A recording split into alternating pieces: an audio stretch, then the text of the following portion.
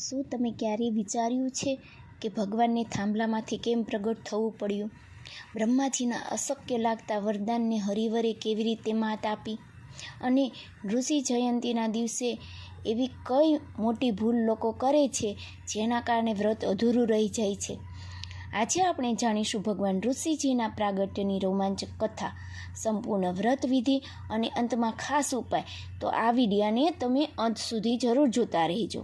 તો મિત્રો, વિષ્ણુના વરાહ અવતારે તેના ભાઈ હિરણ્યાક્ષનો સંહાર કર્યો હતો. એ પછી હિરણ્યકશિપુએ બદલો લેવાનો સંકલ્પ કર્યો.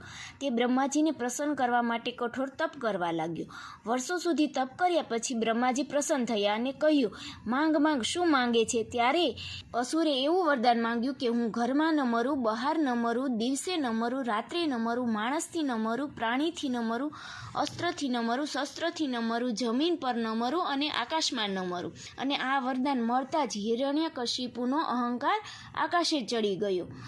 તે પોતાની સેનાઓ સાથે ત્રણેય લોક પર કબજો જમાવવા લાગ્યો. સ્વર્ગમાં ઇન્દ્રનું સિંહાસન કબજે કર્યું અને જાહેરાત કરી કે હવે દુનિયામાં મારી જ પૂજા થશે. ભગવાનનું નામ લેવાનું બંધ. પણ મિત્રો, તેના પોતાના જ ઘરમાં એક એવો ભક્ત જન્મ્યો હતો કે જે તેની આખી શક્તિને હલાવી દેશે.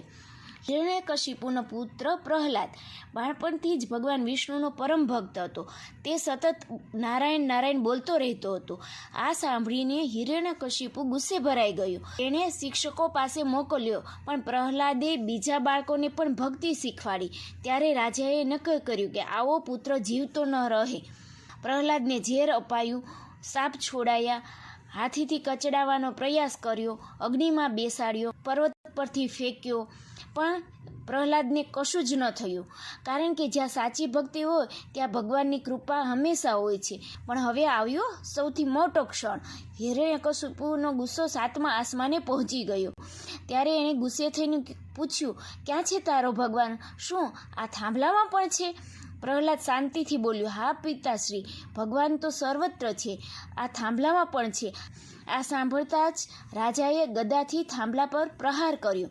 ભયંકર ગર્જના થઈ, થાંભલો તૂટી ગયો અને ત્યાંથી પ્રગટ થયા ભગવાન ઋષિ, અર્ધ માનવ અને અર્ધ સિંહ, એટલે એને ઋષિ કહેવામાં આવ્યા. મિત્રો, હવે જુઓ ચમત્કાર. સાંજનો સમય હતો, એટલે કે ન દિવસ હતી ન રાત હતી. ખસેડીને મહેલના દ્વાર પર લઈ ગયા, એટલે ન ઘરની અંદર અને ન બહાર. તેને ગોદમાં બેસાડ્યો, એટલે કે ન જમીન પર ન આકાશમાં. નખોથી એનો સંહાર કર્યો, એટલે ન અસ્ત્રથી ન શસ્ત્રથી. અને આ રીતે તેને અહંકારનો અંત થયો અને ભક્તિની જીત થઈ. હવે જાણો આ પવિત્ર દિવસે શું કરવું જોઈએ. તો સવારમાં વહેલા ઉઠો, સ્નાન કરો, પીળા કે સ્વચ્છ વસ્ત્ર પહેરો, ભગવાન ઋષિજીનો ફોટો કે મૂર્તિ સ્થાપિત કરો, દીવો પ્રગટાવો, ફૂલ, અક્ષત અને તુલસી અર્પણ કરો અને મંત્ર 11 વાર બોલો. ઓમ નમો ભગવતે ઋષિહાય. ઉપવાસ રાખો, ફળાહાર કરી શકો. સાંજે ફરી દીવો પ્રગટાવો, આરતી કરો અને પ્રાર્થના કરો, મારા ભય, દુઃખ અને અવરોધો દૂર કરો.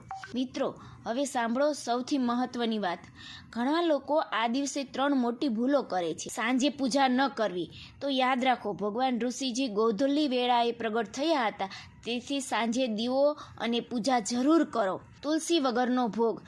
ભગવાન વિષ્ણુના અવતાર છે, તેથી પ્રસાદમાં તુલસીનું પાન જરૂર રાખો. ગુસ્સો અને અહંકાર. જે દિવસે અહંકારનો નાશ થયો એ દિવસે ગુસ્સો કરશો તો વ્રતનું પુણ્ય ઘટશે. શ્રદ્ધાથી વ્રત કરનારને ફળ મળે છે. જો તમને પણ લાગે છે ભક્તિમાં શક્તિ છે, તો કમેન્ટમાં જય ઋષિજી ભગવાન અને શ્રદ્ધા ભક્તિ ચેનલને હમણાં જ સબસ્ક્રાઈબ કરજો.